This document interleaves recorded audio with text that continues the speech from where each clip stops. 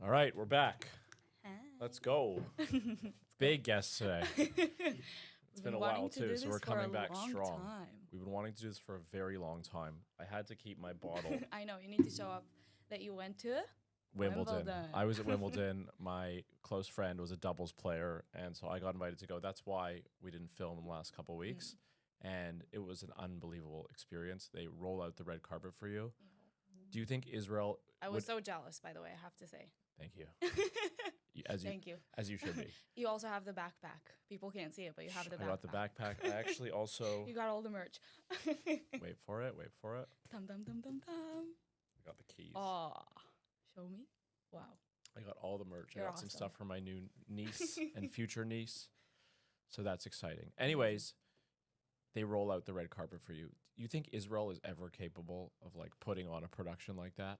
I mean, you're covering the Maccabiah, so I can hand true. the mic over That's to you actually and the ask other you. thing on my keychain is from the Maccabiah. It's a very good representation.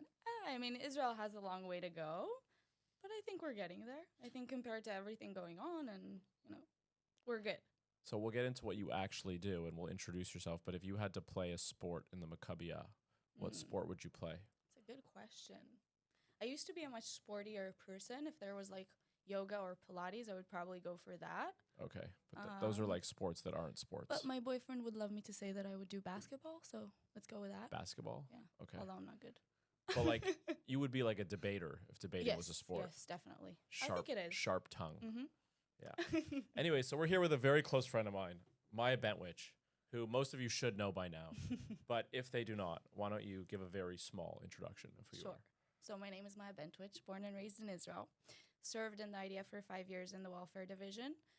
And when October 7th happened, I was just another Israeli living my life. I was a manager at a chef restaurant here in Tel Aviv, Bar 51. Best restaurant in Tel Aviv, right? You're biased. A bit. Anyways, then October 7th happened. I asked to be enlisted to reserves right away. I started in the Human Resources Division, and we set up a whole infrastructure for donations, etc. And about 2 weeks in, I remember seeing the world's reaction to what was going on ground. Couldn't believe it. And so I asked to transfer to the IDF spokesperson's unit. And long story short, I led all the visits in the devastated kibbutzim in Notef Aza for about 6 months to all the world dignitaries that came. So my mission was to show the truth of what happened on ground and advocate for people that couldn't. And from there, I continued working in the advocacy space. I think you know this, but I always say that I'm like Hannah Montana. I have 2 lives.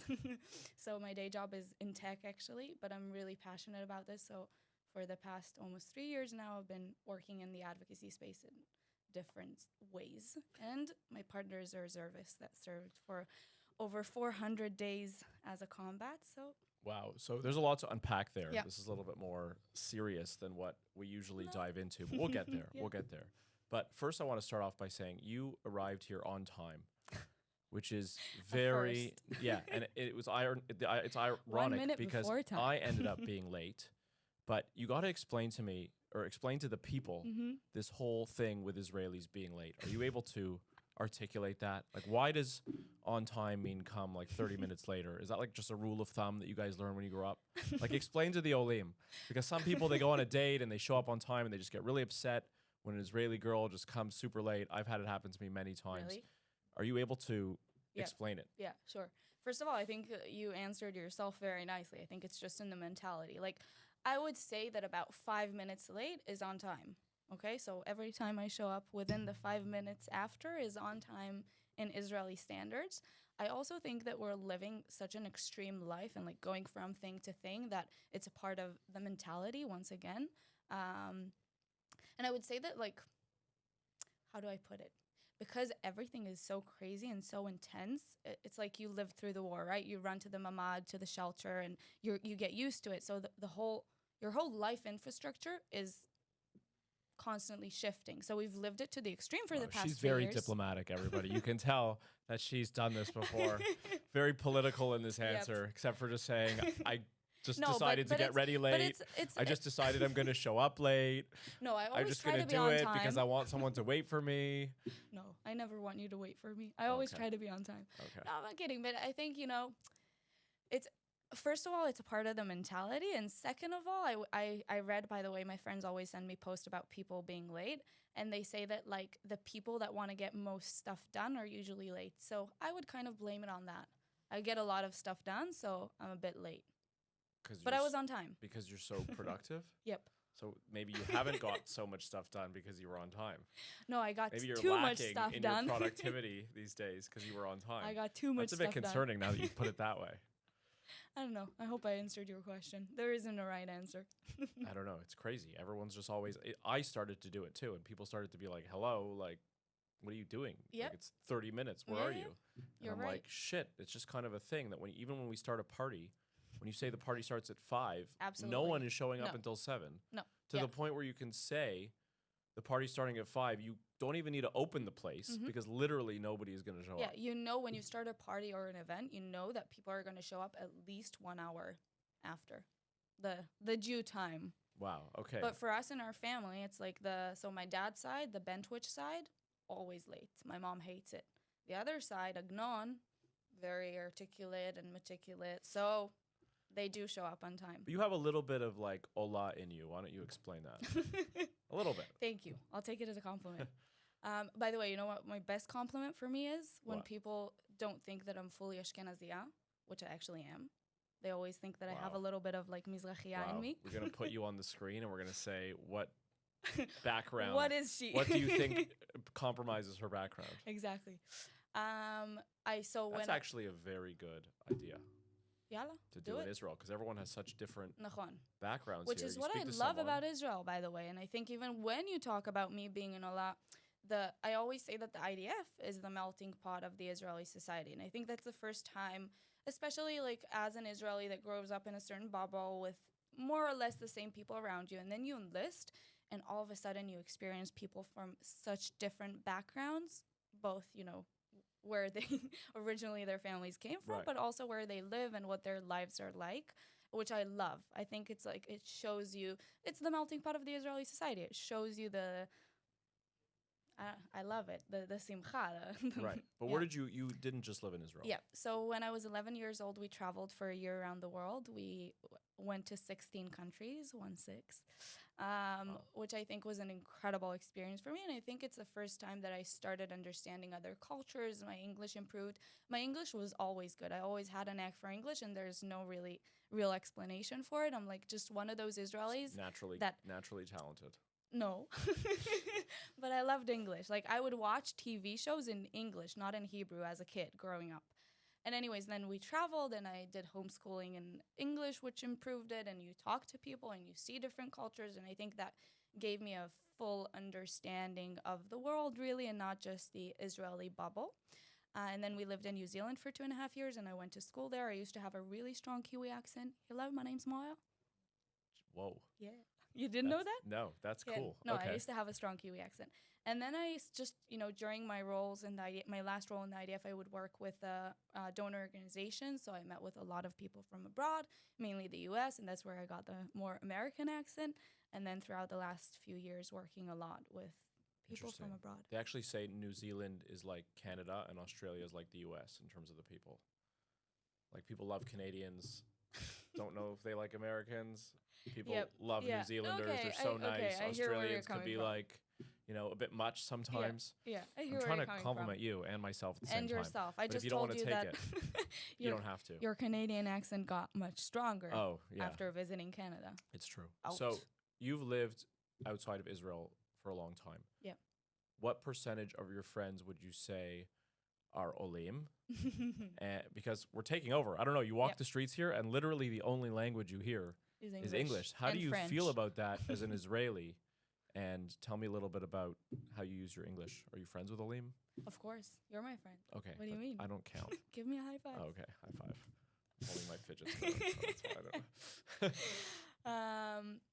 So I would say that most of my friends are Israelis. My boyfriend, my partner, also speaks very good English, which for me, by the way, is when I used to date. Now he's the one. I'm settled. Wow. But sorry, no everybody. Ring yet. Sorry, listeners. Can you not? Can we scratch that? It might take. Yes. Might ruin our viewership. Yeah. My boyfriend, my partner, he speaks good English, and for me, when dating guys, it was always like one of the must-haves is like, it's a real bonus if you can speak English. It's something that's important for me. But to your question, most of my friends, I would say, are Israelis. A lot of them speak good English. But I would say about 20% of like my friends are Olim. You know, that's reflective because 20% of all of Tel Aviv, at least, is now Olim. Interesting. So we are no longer a stat I'm a correction. good representation. We're here to stay. Are you for the we cause? We need you. Yes, of course. I love it. I mean, look, I'm an Israeli. So truth be told, there are some elements of the Israeliness, the Israeliyut, Hebrew, the Ivrit, that are important for me as an Israeli.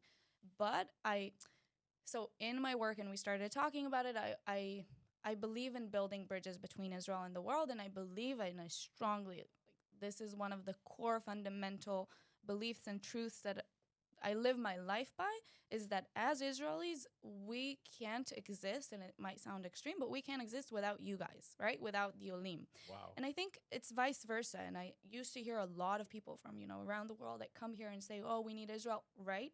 But I think it goes both ways. And seeing more Olim here, for me, it makes me happy. I think this is the future of so Israel. Beautiful. You hear that, guys? We're we part of the future. Yes. We're needed. Yes. And we're wanted. Absolutely. Are we wanted? Absolutely. Okay. But you just, it's like you are an Ole that became an Israeli, right? You're not like a typical Ole. So it's, wow. I would say that it's easier. I did not pay her to say that, for the record. He did. But when the Olim become a bit more Israeli and really understand the mentality and the culture, I would say that's the best. But all Olim are welcome. Oh, wow. Okay. And I love what you guys are doing. I told you this off record, but I want to say it here. I love what you guys are doing. I think it's a crucial part. And you said, oh, we're the part of the future. But I truly believe that this is a part of the future, and that implementing Olim Chadashim in the Israeli society, and especially in Tel Aviv, is extremely important. So kol hakavod to you guys. Over. We will always be the the majority. So anyways, as an advocate, and you're a very staunch advocate, and you're very good in the way you express yourself and articulate yourself, we know there's a lot of things going on in the activist community. We call them the Hasbara heroes. What do you mean? Okay. Which we won't get into, but there was two big scandals, or not scandals, or controversies in the last week, which I'm going to ask you to get your take on. I'll start with the easier one. Sure. Egypt was up against Argentina 2-0 in the World Cup match, which we also have to speak to. The World Cup is going on right now, very big tournament. And Egypt was up 2-0 with 10 minutes left. And then Argentina ended up scoring 3 goals. So what did everyone end up saying? It was the Jews. The ref turned out to be a Jew. Somehow someone found that out. Of course. And then they started saying there was bad reffing, and it was all done by the Zionists, the big word, that was the reason why Argentina came back and won. How do you feel about that? What do you say to that?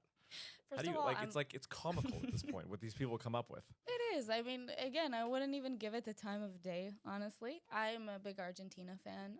The last World Cup. That is not good for the argument that the Israelis are Argentina fans. What can I say? No, listen, the last World Cup, I don't think I ever told you this. I was in Argentina when they won. I was traveling post-army, like every Israeli, and I was there, and it was incredible. And I used to know nothing about it, and so I became a big, huge Argentina and especially Messi fan. Right. So I was biased, but not because of the reasons that some people may think.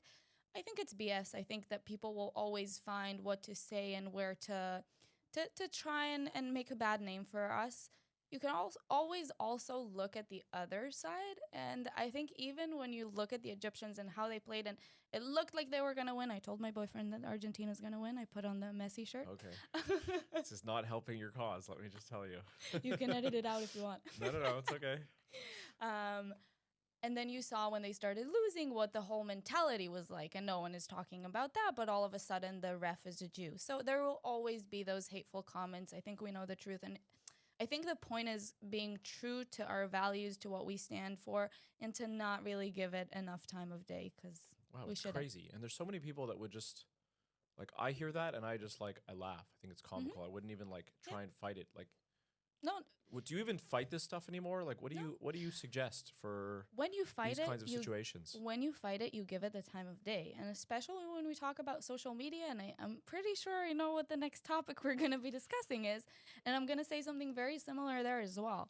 we need to understand the power of social media and where and what we engage with. So even if we think we're up against something and putting it up there will controverse it and will help the cause, a lot of the times that isn't the case, because at the end of the day, even if you're up against something but you're talking about it, you're getting more engagement to the topic. So this specific topic, no time of day, we know it's nonsense. I would try to echo the other side, the good things, right? And I think this is, when we talk about advocacy, I think this is the main point, is trying to echo the good things and the things that we want out there. Those aren't the sort of things we want out there, so just... Right. And that's what Alima Tel Aviv does, and I think people need to be doing that more, just really showcasing things in an authentic way. What goes on here day to day, everyone are people, they have jobs, they go to work, they go to the beach, they have fun. Like, everyone's just kind of living their lives. And good people. And good people. Yeah. Very good. Yeah. People's always important. Yeah. So on the and topic we're being portrayed like devils, but I think showing the humanity and the truth, the authenticity, and just the truth on ground, exactly like you said, and exactly like what you guys are doing. So 100%. I mean, so the second thing, which we don't want to give too much airtime to, is there was I'm not going to say gentleman, there was a little boy this week here by the name of Clavicular that caused an absolute ruckus in the community. What are your thoughts? There were so many arguments. It's a good thing that he's here. Maybe he'll do some good by showcasing to his followers. Then the live stream came out, which had a lot of negative things that happened in that stream from certain people.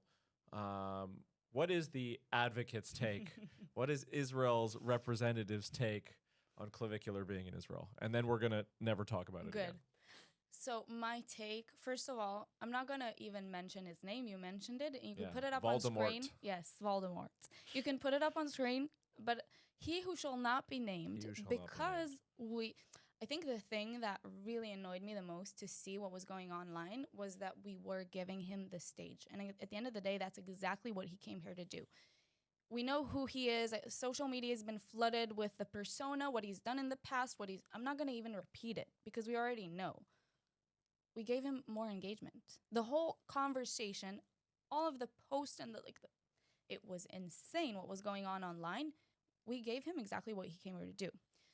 That said, I'm the first person to have witnessed, I think in one of the most crucial times, right after October 7th, I was the one walking around everyone that came to Israel and a lot of big personalities and showing them the truth on ground. I'm the first person to say that coming here and witnessing Israel with your own eyes is one of the best advocacy tools that we have. So I invite everyone to come here. Will I engage with anyone that comes here? Will I put the time of day into it? Will I have put the time of day with this persona, with he who shall not be named? No. Because he's not, I always try to think of the strategic impact of it. So sure, he has a huge following. What do I care?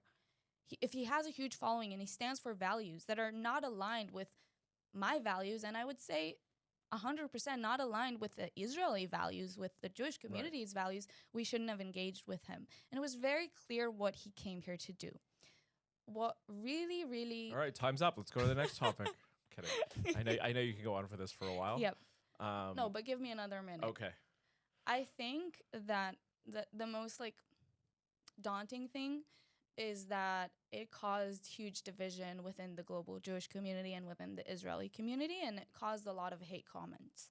And that, I think, has no room, because we've been getting so much hate from the world that even if we disagree with one another, we shouldn't air out the dirty laundry outside, and we should still be respectful to one another. I completely do not agree with what some of the influencers did. I wouldn't have done it. But I wouldn't criticize them in such a way for the world to see and in such a hateful way. And I think that's a huge part of what are we doing. And we're all, so caught up with it and have gone through an intense, to say the least, 3 years. I think that when you represent Israel and when you represent the global Jewish community, you have a huge responsibility on your shoulders and you need to act accordingly. And when I saw some people that are not doing that, that was a bit disappointing, and I hope, and this is my main message, is stay united, even if we disagree, and stay respectful, because that's what we're expecting other people to do. That's what we need to do. And remember that when you decide to go into this space, you're not just representing yourself, you're representing our people, and that's a huge responsibility. Boom. Boom. Mic drop. So I just want to ask you, you did all these visits. So who was the coolest person that you thought that you toured around? And do you get starstruck when you meet these people? No. Nothing. I think that's what most people like still don't really get, is that it wasn't about the personas, it was about the impact, which we just spoke about, right? I think that when you understand that people that come that have huge impact, then you understand the importance of it. But for me, each of these people are people. What if Leo Messi's coming to Israel? I would be and excited, you're touring him around. but I still wouldn't be starstruck because, you know, at the end of the day, I truly believe, and this might come off and people won't believe it, but honestly, people are people. So you respect them, you respect their achievements. She's but so good, people. guys. She's so good. She's mastered it. To your question, as you know, I walked around Jared Kushner and Ivanka Trump and Mike Pence and Michael Rappaport and the Chancellor and President of Germany and many, many other personas. So these were obviously very influential people, and it meant a lot because of the impact. And, you know, it was less about me, more about the cause. I think throughout the full 6 months of my reserves and up till today, this is like what guides me. But honestly, it was about the people of the kibbutzim. It was about the people that I felt I have the responsibility to represent. That meant the most.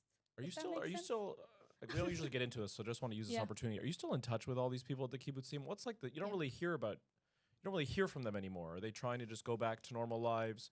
Are they still displaced? Can you just give everyone like maybe an update or just some sort of context to what happens now? Like the hostage, like everything's kind of quiet. And I've seen some hostages, and I know they're trying to live their lives, and I appreciate that. Just maybe if you can give us some more context. Sure. I think it's a great question. I think once again, we should be tentative to who and what we're giving the light of day and the room, and especially on social media. And like you said, we're not talking about it enough. So different communities are going through different things, but in general, some of the kibbutzim, and specifically I'll speak about Kibbutz Be'eri and Kibbutz Kfar Aza, they are rebuilding, and they're supposed to move back in somewhere around this time next year. That's the plan, you know, Israeli construction. Some things might take a bit longer than expected. Some have already moved back. By the way, in Kibbutz Be'eri, I don't know if you know this, but less than a month post October 7th, 50 people moved back to the kibbutz and like took control of it and were there. So you see the different personas. Some people don't even want to go back. Some people do want to go back. I think the understanding that people have gone through such immense trauma and where they take it to and how do we rebuild, that's the huge question, which kind of connects to the other point you brought up of the returned hostages. I always find it, I don't want to say fascinating, but it's like a huge thing where the hostages come back and they become known and they didn't want it and it's not under the right circumstances. And I hate seeing some people criticize them for doing what they're doing. And once again, even there you see some people that are more outspoken and do more and are more on, you know, social media, et cetera, and some people that just want to go back to living their life. And I think that kind of summarizes the whole thing. I think another topic which is not being discussed enough, especially in the world, is the miluimnikim, the reservists, the soldiers, the people that the lives lost. Like, shout out to all the miluimnikim. Yes, shout out to all the miluimnikim and all the soldiers. That a lot of chayal bodedim, also a lot of lone soldiers are out there. A lot fighting the good fight, and it's amazing. I mean, I didn't do the army. I was too old. They didn't want me, and I regret it. But it's not to say that if I moved here when I was like 21, 22, like I would have been super engaged in that. I wish I could say that I would, and I'm gonna say that because we're never gonna know. But yeah, shout out to everybody. Really, absolutely, it's still going on. We couldn't be here without them, and they're not. You know, it really bothers me that the up in front center stage is given to some people that I personally think shouldn't be getting that spotlight. And I believe that our real heroes are these people. I live with one at home. I've been the partner that has to deal with him going to rounds of reserves and seeing how it affects his life. And there are so many people like that. And unfortunately, so many lives that are lost. And we kind of get used to it and take it a bit for granted. And I think that's a huge focus that I invite everyone to put more of an emphasis on. So thank you for highlighting that. So I'm going to ask you something else. Now that we're doing all these topics, we don't do this very often, and we have you here, so we're going to do it. There was a controversy a few weeks ago. Dizengoff Square. There were some people that were saying maybe it's time to bring it back to a square that people can go and enjoy. Israel necessarily doesn't like to keep memorials. They want to move forward and move on, and that resilience and all that stuff that people speak about. And that also drew a lot of pushback to the point where they completely canceled that. It's obviously a very sensitive subject. What are your thoughts on stuff like that? It's also a great question. I think, like you said, there's a lot of different opinions and controversy, and that will always be there, especially when it's something that really, I believe, touches us all, and then we will have different perspectives and takes on it. I think, like we just said, we have a huge responsibility to remember, to commemorate, and to find the right ways to do it. By the way, I wouldn't even claim that I know what the right thing, even as someone that was in the kibbutzim through the atrocities and did what I did. I don't know. Like, it's not that I don't know. It's that I'm not the right person to decide. The kibbutz members are, because they are the ones that this is their home. They went through what they went through. Right. I think as a whole and as a country, one of the difficulties is that we're still going through this. And so everything becomes a bit mumbled up, and it's harder to see what's right and what's wrong. I would say that I think there's a huge importance to commemorating. There's a huge importance to giving it the time of day. Dizengoff Square, for example, I'm one of the people that say, yes, 100%, find a way to keep it. It doesn't have to be the same way that it has been for almost the past 3 years now, but definitely put it front and center in the center of Tel Aviv, because we couldn't be here without them, without the heroes. And we don't have you live in Tel Aviv, you walk around the streets, you go out to bars. That was really hard for me at the beginning of the war. We're doing that, right? We need to continue living. We have that responsibility. With that said, if anyone is bothered by seeing it or by something to commemorate in the center of Tel Aviv, I have a problem with them. I'm sorry. I see it hand in hand. It's the holding both things. Right. Yeah. Last thing before we get a little bit less serious is there's a lot of people here right now. Tel Aviv actually feels very full for the first time in a long time, to the point where like maybe 20% of like what was here in 2019 is here now. So you think about when everybody is coming, where is everybody going to go? There's literally no room. All the Olim over the last few years used to go to Gazoz Beach. I was at Gazoz Beach on Friday. It is over the top now. It already is getting taken over by different sects of people. That's usually what happens in Israel. And so I don't know where people are going to go. But now that some stuff is happening again with Iran and the U.S., people are already starting to be like, should I book my flight out? What's going on? What's going to happen? What's your take on the war today? On the war. And what can Olim expect that are here in Israel? Honestly, sorry to say this, but there's no knowing what to expect. I think a huge part of it, as you know, and I think as most of the... It's coming back. I believe that it will come back. Personally, I think that it will come back at one point or the other. It's affected a lot by politics, what's happening. The World Cup is affecting it, and we hear it and we see it online. So these major events and mainly political agendas, unfortunately, affect what is going on ground. Even when we finished the Iran round, the last one. Right. Of course, I was happy to go back to my life, but I was kind of bummed because, like, let's get it over and done with, because there is definitely a sense of this is not over yet, and living in this unknown reality is very harsh. What a crazy mindset. You're, like, upset that, like, the war... I mean, we felt the same way. Like, yeah. No, it's insane. The adrenaline also of, like, running to the bomb shelters, you know? It's like, what do I do now? And what happens now? Where do I get the adrenaline from? What do I do? Like, how am I going to live? No, I'm kidding. That's not a good thing to say. But don't book a flight out. Don't book a flight out. Unless you want to go visit your family. Come here. Yes, definitely. Yeah. When you're here, you see that it's not that bad. Totally. I actually have a funny story about the World Cup. So the city's showing the World Cup at the Charles Clore stage that they built. Right. And it was actually really... Because at the beginning of the summer, they put up all these dates that they're going to be showing things at this main stage. And every week I was excited to go. They were supposed to do a couple sunset, couple this, couple that. I went 3 weeks in a row. They just crossed off with a line the date because they're just not doing it anymore. And every week for 3 weeks, they just kept crossing it off to the point where they just changed the sign. But finally, they're using the space, and it's actually really cool to go there and watch the World Cup. Did you go? I've been. It's amazing. Nice. It's so cool. Really good energy. The semifinals is tonight, which right. I guess we know who we're rooting for. And the finals is going to be on Sunday. Firstly, I want to go over my hot take for the week, okay? And you said something about restaurants before. You worked at Bar 51. You said it's the best restaurant ever, whatever.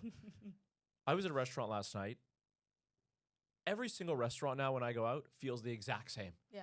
Everything is the same menu. It's the same pricing. They got a ceviche. They got a meat. They got a bread. They have every restaurant is like same but different. And then I found out that all of these restaurants are owned by two groups. Nah. Which two groups? Come on, tell me. I don't know. There's the ones that own AKA and 50 and 1 and that, and then there's one that own Lulu and Goat and Speakeasy and all that stuff. All the restaurants here are the same. Like I think they're all playing jokes on us. Seriously. I don't think they're playing jokes on us, but I do agree Every with restaurant is the same price, same quality. I agree with you. Everything's good, not great.